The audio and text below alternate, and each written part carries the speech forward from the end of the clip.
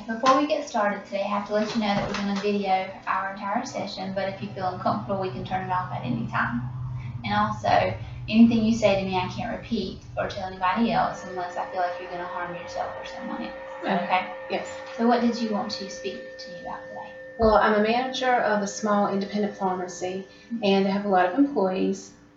One of them is 80 years old. She's been our cashier for a long time, and she's a family friend, but she's making so many mistakes that I have to let her go. And I really hate to do that to her because I've known her for such a long time.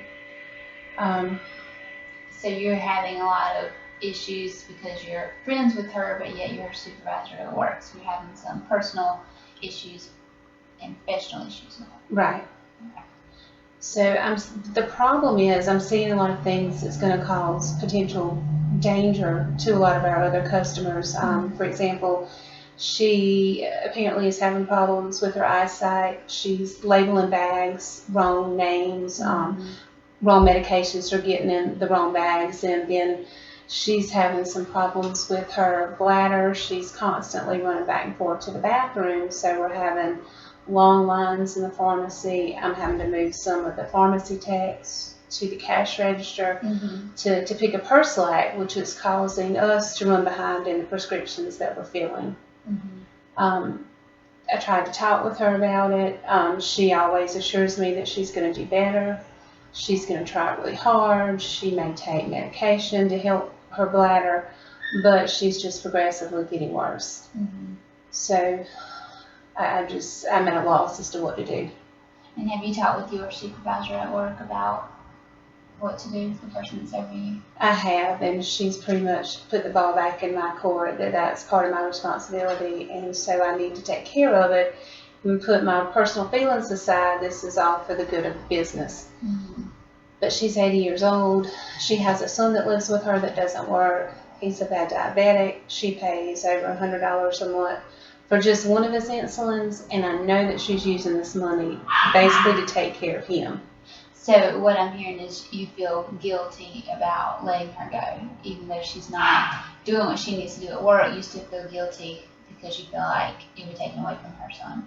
I really do. Because we feel his medicine as well. So how do I look at them and say, well, gee, I'm sorry, you can't afford your insulin because I fired you? You know, tough luck. It's just a really bad situation to be in. The other day at work, she sent out a medication to a lady. It was a controlled medication for pain. And we found out a few hours later that she had given that lady the wrong pain medicine. And if that lady had been allergic to it, you know, it would have caused her to have to go to the hospital. We had a lady come in to pick up this particular control, and we couldn't find it anywhere. We started searching our logbooks and found that the older lady had actually given it to the wrong person. She took the driver's license and did not match up the names like she should have to catch her mistake. So now we have a control medicine going out to the wrong person, and we're having to explain to the person that's in the store, we're very sorry for the mistake that was made. That puts us at a lot of liability because, you know, number one, we have to answer a DHEC, but then we have somebody else out there with the wrong medicine. Who knows what could happen. And did you speak with her about it? What were her feelings? She's she gets very angry. She's, oh, well, are you sure that I did that? Maybe I didn't do that. I think she knows that she did, and she's trying to cover up. So she gets very upset. If I try to write her up for something, she will let me. She'll sign it like I asked her to, but then she always has to write something on there about how it wasn't her fault. She's trying to put the blame on other people. Well, if such and such wasn't talking to me, or if you had me some more help down here, I wouldn't make this mistake. And she's just putting the blame on everybody else. And on top of that, we've had customers that complain about her. She's not very friendly. She takes too long. We have a drive-through that we give out candy to little children, or we may give out dog treats to those that like to bring their dogs, and that's something that we've just always done, and it's a very important part of our job and working with the community. And she'll stand at the window and look at these people and say, well, I'm sorry, I don't give children candy, or I don't touch dogs. And so we're getting complaints from all sides.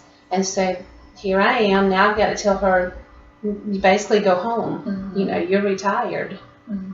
She doesn't have anybody at home with her son. She's still depressed about her husband passing away.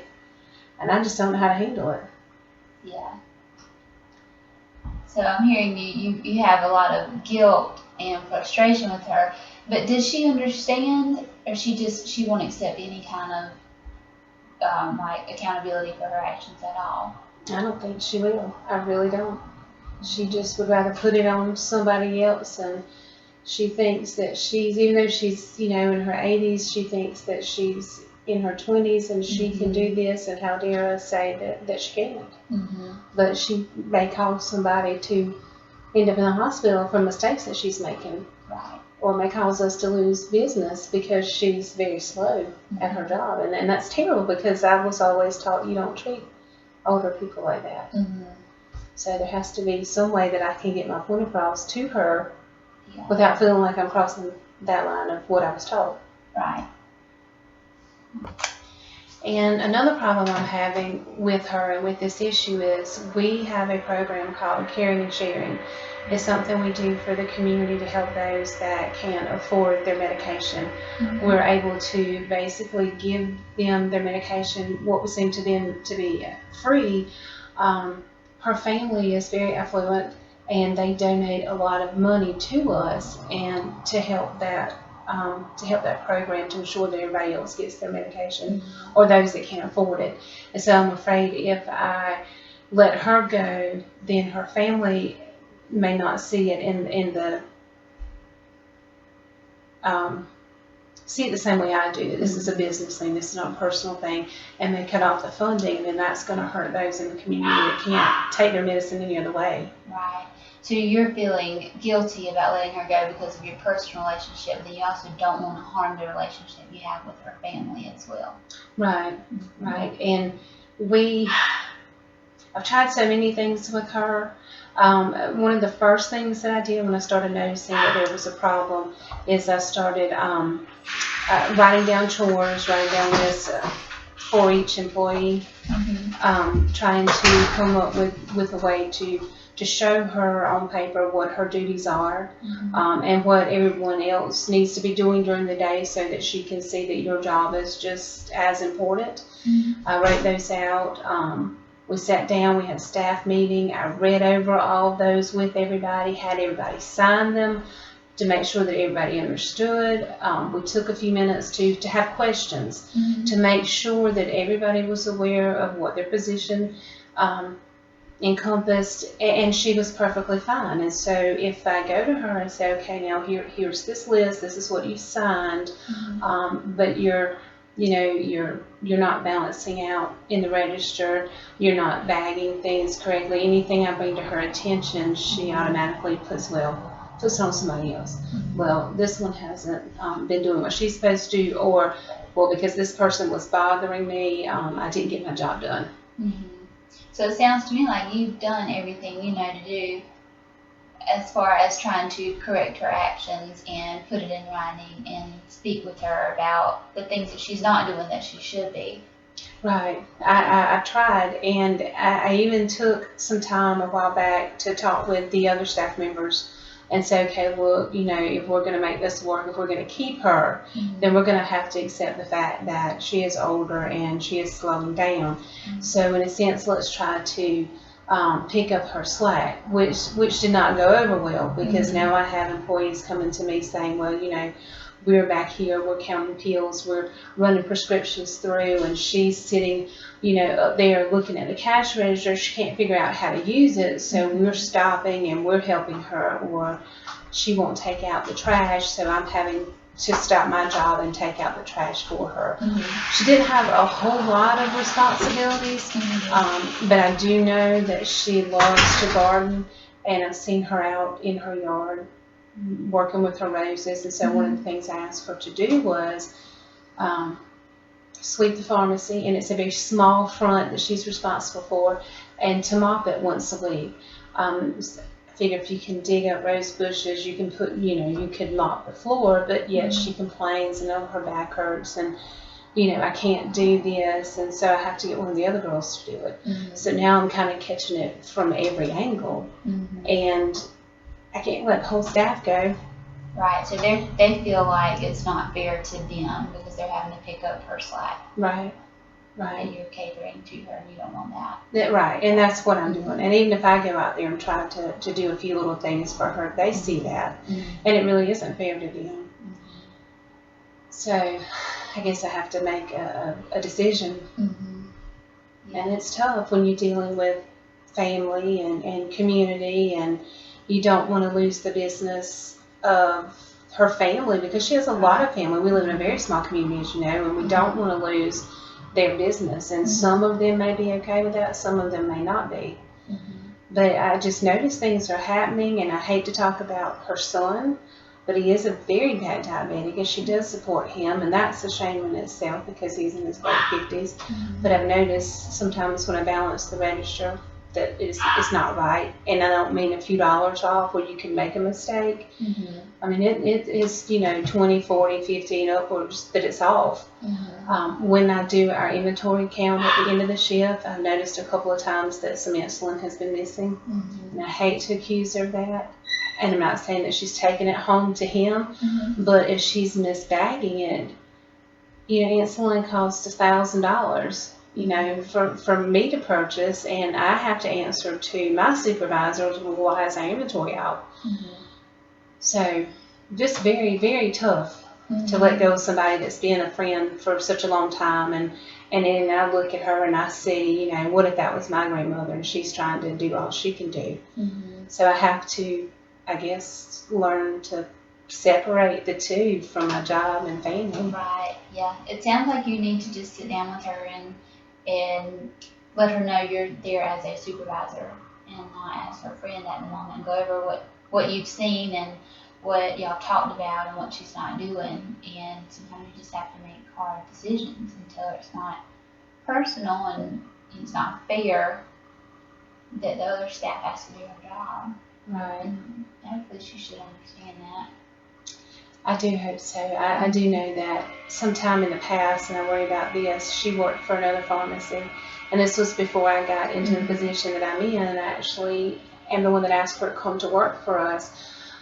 But she really started bad-mouthing that other pharmacy, and they really hadn't done that. I hadn't done anything wrong, but she saw it as an opportunity. I guess in her mind, maybe she thought she would help us and bring us more customers. So then I'm thinking, well, if I do that, and she starts bad-mouthing our pharmacy, we're a small pharmacy in a small town. We can't afford to lose business. There again, it makes me look very selfish. I don't want to lose business, and I don't want to, hurt her feelings, but and I'm hurting the whole staff. Yeah, so you have to kind of look and see what's more important, your whole staff or her. Yeah, and unfortunately, I know that I'm going to have to let her go. I guess I'm going to, maybe if I sit down with her again and really just write out everything that I've noticed personally, and not from any of the other employees, but things that I can say to her, this is what I've seen, and based on your job description, you're not doing it. Right. And yeah, and do it in like a non-confrontational way. Right. Be like accusing, but just not confrontational. And maybe I could say to her, I'm going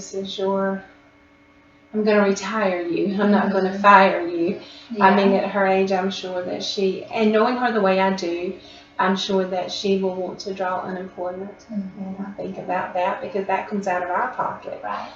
And I don't want to cut her off of being able to help her son, but he's not my son. I guess it's not my responsibility to make sure he gets his medicine in that sense. Right. Maybe some of the family that's contributing to the caring and sharing would maybe look at saying, well, let's help him a little bit with his medicine. So what I'm hearing is you feel guilty about her son and letting her go because she has to pay for his insulin, but you do realize that she does have family that could help, and it's not solely her responsibility. Right, and I agree. And I guess what I will do tomorrow when I get to work is sit down with her and just tell her based on her performance versus the Mhm. job description that she's not doing it.